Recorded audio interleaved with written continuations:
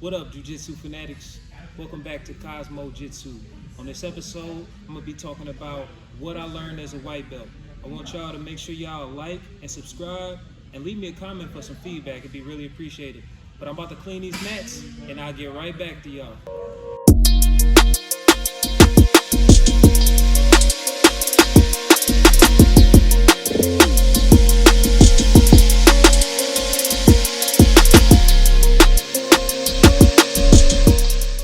All right, we back. So, what I learned at white belt. It's so much that I could say about this. Like, white belt is very essential. So, like, basically, I wasn't when it came to classes, I started out in the beginner class. You know, you learn some very basics. You learn grips. You learn you learn body control.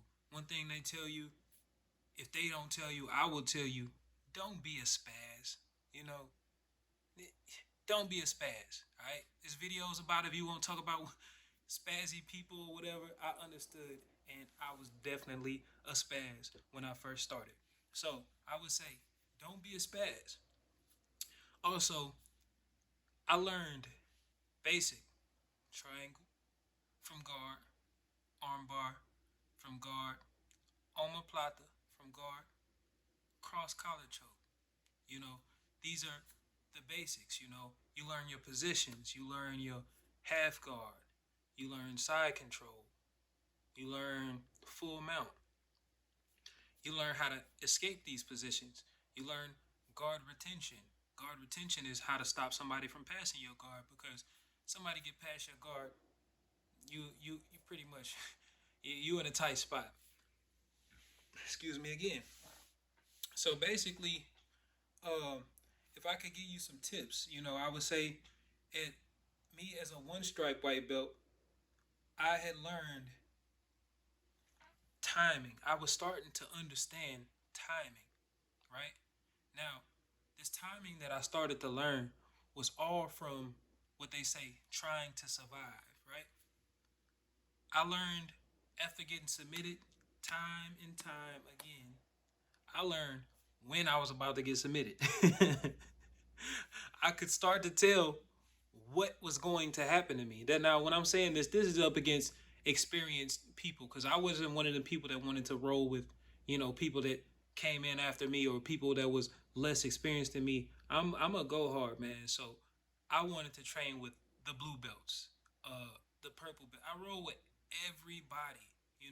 That's another thing. Like other than technical class, if you go to open mat, man, even still to this day, I do this. I realized this at white belt. Nobody told me this, but I made it my business to roll with a white belt, maybe a tough white belt, a blue belt, a purple belt, a brown belt, and about two black belts. Every class, I try to roll with all levels of experience, right? Now, why I did this is because I had this small set of moves that I was working with, right? And some white belts it'll work on, right? A blue belt, not so much. A purple belt, not at all, right? So I learned that, hey man, it's gonna take some time. You gotta have patience. You have to have grit. I was a white belt for 2 years. You know that might seem far fetched to some, but I mean I wasn't a slow learner or anything, but I definitely took my time. And I told my instructor, I'm not in no rush to get my black belt. I'm here for the long ride. You know, I ain't in no rush to get my blue belt. I'm here for the long ride. I'm trying to learn. I'm trying to get better so that when I do advance through these levels, I actually have these techniques all solidified. I can actually perform at the level of the belt that I was at, right? So the techniques, like I was saying, basic, right? You learn everything from guard, but when you go to try these moves, when you trying these moves out that you learned, when you go try them in open mat, it's not gonna go like that. I'm just being honest. It might not go like that for 2, 3 weeks, a month, 2 months. You know, I would take something that I was working on, whether it's passing guard from half guard, you know, getting to half guard and learning how to pass the guard from there. I would intentionally put myself in those positions, whether it's half guard on top or half guard on bottom. If it was half guard with me on top, I would focus on passing the guard, right? If I was on bottom, I was focusing on getting my guard back, my full guard back, or sweeping. It would take me 2, 3 weeks to finally figure out the timing of these moves, how to shrimp properly, you know, how to shrimp, hip escape, you know. And once I realized why we do these shrimps up and down the mat all the time, I started to understand why we do this, right? Maybe as a two-stripe white belt, I started to execute. I started to be able to execute some of these moves, mainly on my white belt, comrades, on my white belt gym buddies. I started to be able to execute some of these basic moves, right? And I felt good about that, but me trying to progress, with my skill, after I got that move off on a white belt, I would go try it on a blue belt, and a purple belt, and a brown belt, and 2 black belts. It wouldn't work. No matter if this dude was smaller than me, more out of shape than me, he just knew more. He understood more. This is muscle memory that you gain from doing jiu-jitsu. So a white belt, 2 stripes, I got the timing down. And I say 2 stripes, actually, I lied. I'm sorry. I went from a 1-stripe white belt to a 3-stripe white belt over that course of time. So all of this stuff that I was learning was in between the 1 and the 3-stripe white belt.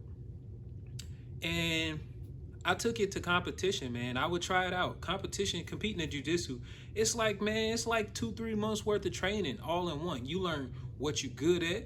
You learn what you suck at. You learn that you need to control your breathing. You need to learn not to spaz. You learn that, hey, I need to have at least 2 or 3 takedowns. I need to have at least 2 or 3 escapes. I need to have at least 2 or 3 guard passes. You have to actually drill these things. Drill is king. Like, if you're not drilling these moves, it might not come for you. You have to drill it, and after you get done drilling, actually go live in these situations. That's how I progressed so much. Also, I had a partner by the name of Ryan Ashley. We came in the same day. We weighed exactly the same. We're the exact same age. That's still my boy to this day. That's who you see on my cover page. And that's my boy Ryan Ashley. He actually got a fight coming up, and he's fighting on the Nemesis fight card, man. That's my bro. But me and him, iron sharpens iron. Find you a good partner, somebody that you can grow with, somebody that's on your level, that you can bounce ideas off of. Those are some of the things I learned as a white belt. Also, so when I got to like a 4-stripe white belt, oh my goodness, it felt so good, man. I was subbing other white belts. Every now and then I'd catch me a blue belt, and people would tell me like, oh man, you did everything not to die. Like, I was trying to kill you. You did good. Like, you survived. Like, whoa, they breathing hard after the rolls. That made me feel good. I might have got submitted. I might have not got submitted. But this purple belt, this blue belt, sometimes this white belt had a hard time submitting me. Now, I mean, to this, I'm not saying like, oh, it's hard to submit. I'm impossible to submit. But during this time on the come up, I remember specific roles where people would pull me afterwards. They was like, hey man, you getting real good. Like your defense, your defense is getting up there. You getting good, And I would catch a sub every now and then, man. Like right now, my favorite submission is a Kimura, man. Find you a Kimura from bottom half, top half. Find you a Kimura, bro. Like it. That's my go-to move. Find you a go-to move that's realistic and drill it. Try it every practice, man. For me, it's the Kimura. I got a back take from half guard Kimura. It's some people that before they roll with me, they ask me, hey, you got your Kimura on you today? Hey, you know I'm strapped. So that's my stuff, But as a 4-stripe white belt, man, I had been competing the whole time. But as a 4-stripe white belt, I ain't gonna lie, man. I was just wiping the competition out. I was winning every match. I was double gold, and I was wiping the competition out. Now, mind you, I trained at St. Charles MMA. We one of the toughest gyms in the Midwest. We win everything. We got Our lineage comes from Hickson Gracie. I'm only what, 2 generations removed. That's how you say that. My instructor Mike Rogers got his black belt from Rodrigo Vaghi, who Rodrigo Vaghi got his black belt from, I want to say Hickson, but it might not have been Hickson himself. It might have been one of his brothers. I have to fact check. I'll actually probably do a whole video on the lineage of my gym. But you know, my instructor, he's got Mike. He's got the pictures with Hickson. He's got the pictures with Rodrigo, and we come from a tough line. Like even our fighters. Every time you watch one of our fighters on Nemesis or one of these cards, you always hear the comment, you always hear them say, like, even our blue belts, like, oh, they're a Vaghi blue belt. Vaghi blue belts are some of the toughest, you know, and I definitely believe that because I know what it takes to be a Vaghi blue belt. Like, yo, you become a Vaghi blue belt, you're a force to be reckoned with. Like, yeah, you got it. But yeah, man, at white belt, other things you need to focus on. Now, me, I don't do no, I don't write this stuff down, man. I'm just coming off the top of my head. I mean, maybe when I advance the channel, after I get more subscribers, more followers, I start to be more planned out with these videos. But me, man, I'm just freestyling, going off the top of the dome with just my experiences, man. Breath control, man, breathing. You gotta learn how to breathe, man. Like, my competitions, before I learned how to breathe, I would be puking after every single match. Now, mind you, I still went out there and won my gold medal. I mean, I remember one time specifically, I'm in Springfield competing in a Fuji, and man, I had just won my semifinals match to go for my first place match, bro.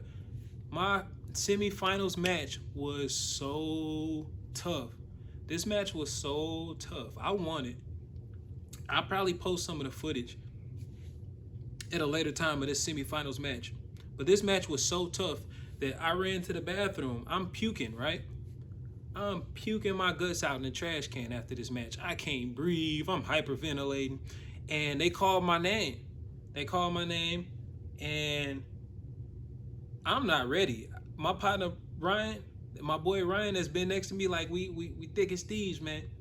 He come in that bathroom. I got my head over the trash can. I'm puking up my guts. He like, man, hey, they calling you out here for your first place match. You know, you about to go get this gold. And I'm like, yo, forget that gold. I don't want it. I can't go on no more. He said, oh, bullshit. He grabbed me by my lapel. He drugged me out of the bathroom, right? All the way up to the mat. He told them, hey, yo, don't worry about it. He's good. I'm like, hold up. I stopped at the trash can by the mat. Blah, threw up some more in the trash can. I'm still puking. They like, you good to go? Ryan like, yo, trust me. You can beat this dude. I'm telling you. You got this. You can win. So, man, I tell him I'm good. I go out there. Now I'm on my feet. I'm stalling. Like, yo, I'm acting like I'm trying to go for a takedown. I'm acting like it. But I really, inside, I really didn't have too much left, man. All I know is I'm going to try to stay on my feet, get a takedown at the last minute. Like, that's not really my game, but that's pretty much, that was my only hope, man. 5 minutes, I stayed on my feet. I'm probably like a 3-stripe white belt at this time, at this tournament. And I stayed on my feet, man. My opponent went for a single leg. He went for a single leg, and I used to wrestle. So he went for that single leg. I did a nice wizard kick. Boom, he fell. I landed on top, takedown. 3, 2, 1. I win. Like, yo, I was so happy. Ryan jumped, he going crazy. Man, I had CJ Hunter in my corner. Boy, everybody going crazy because, hey, man, I gave it all I had. You know, that's what jiu-jitsu. Jiu-jitsu is going to make you tough. It's going to make you tough. It's going to help give you that confidence, man. If you don't have it already, it's going to show you what you made of, you know. And after you find out what you made of, you're going to go that much harder. Like, ain't no quitting. You know, I was one of the people, if it wasn't a joint lock, like you trying to break my arm or knee bar me or toe, if it's a choke, bro, you going to damn near have to choke me unconscious for me to be done. Like, if it ain't no choke and it's halfway in there, I'm not tapping, bro. But as a white belt, even at any belt, in training, man, just tap. Just tap. I mean, if it's a choke, I understand if you don't, but these joint locks, man, is something serious, bro. Like, sometimes you got, even if you don't want to be got, just tap, man. Just, or yell tap. Tap. The more you tap, the safer you'll be. This dangerous situation from you about to get your arm twisted up behind to the back of your head, you can escape it. Just tap. Start over. Boom. Don't have no ego about it. Don't come in with that ego because it'll get deflated. I'm a humble person, so I never had the ego problems. Okay, it was just the other day when I was rolling, man. This dude that came in from my gym, he's a 4 stripe white belt. I'm a blue belt, no stripes. I kind of played bottom. I let him get in a position because, you're a white belt. I'm gonna be able to get out of this. And this dude just squads me in half guard and was just breathing in my ear. And I let him get tight. He's got an overhook. You always supposed to dig an underhook. He's got the underhook, so my arm is up here while he's squeezing me so tight, breathing in my ear, and ain't going for nothing. Now I really can't beat you if you don't go for nothing. Like I'm sneaky. I pride on you making mistakes. And this dude he didn't really just try to pass my guard. But if you ask me, he won that match on points. Now, my little ego, I don't have a big ego at all, but I went on and had me 2 more rolls, but the whole time I'm thinking about this white belt. I'm like, yo, I'm rolling with him again before open mat. He gonna roll with me. I'm walking up to him and he gonna roll with me again, and I'm gonna give him a taste of competition Cosmo. And that's exactly what I did. I let 3 rolls go by, went back, called him over again, and I started out with him on bottom, just like last time, but I went way harder, and I submitted him. Like, hey, that's what I'm supposed to do. That's what you do. You submit people, right? That's one of the few times I could think about where my ego kind of came into play. But like, yo, you don't just sit there and just hold me. It's just open mat, man. Go for something. What are you doing? You know,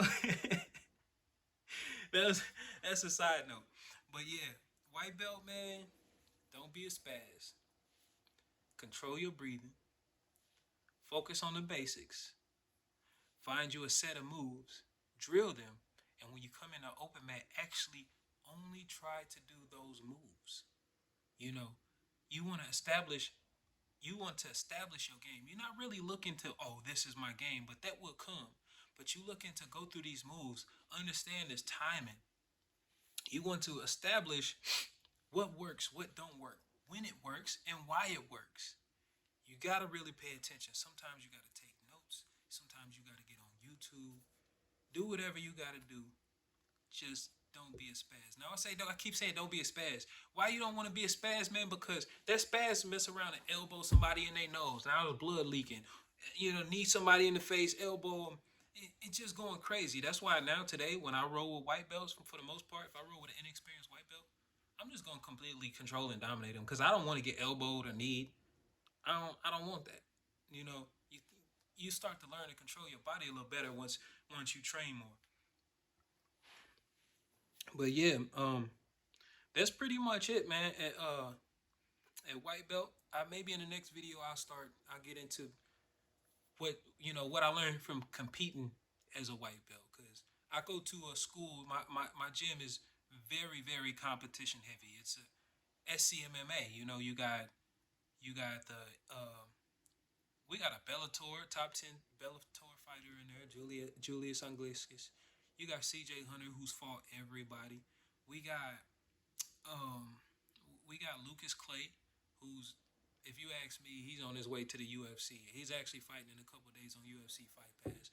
Uh, you gonna train with some of the best of the best, and that's what I love. Like I love to go and roll jiu-jitsu with these gritty fighters.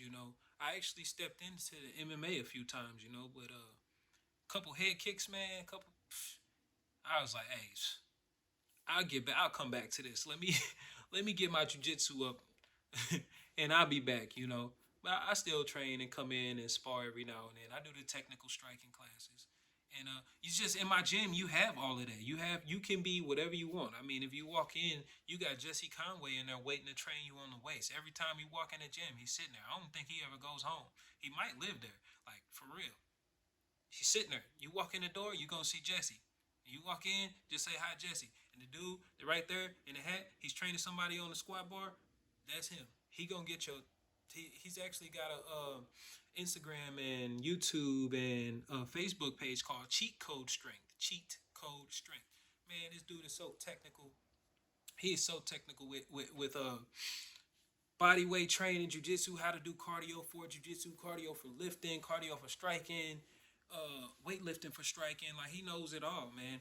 If you come to SCMMA, man, you ain't got no choice but to be great. Like that's what we do here, man. If you look us up, if you ask me, we the best. I mean, but you ain't even gotta ask me. You look at the numbers and you see we win mostly everything. If we not first in one particular tournament, we definitely took second.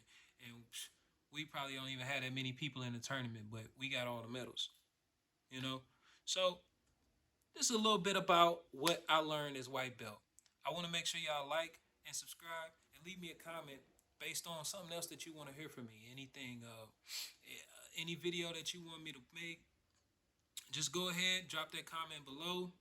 I'll be back with more footage, more videos. I'll be showing y'all some of the footage. This podcast, not podcast. I'm sorry, y'all. This channel is not really geared to really teaching jujitsu. I mean, if y'all want to see some footage of me rolling, I got some reels already posted. Some shorts.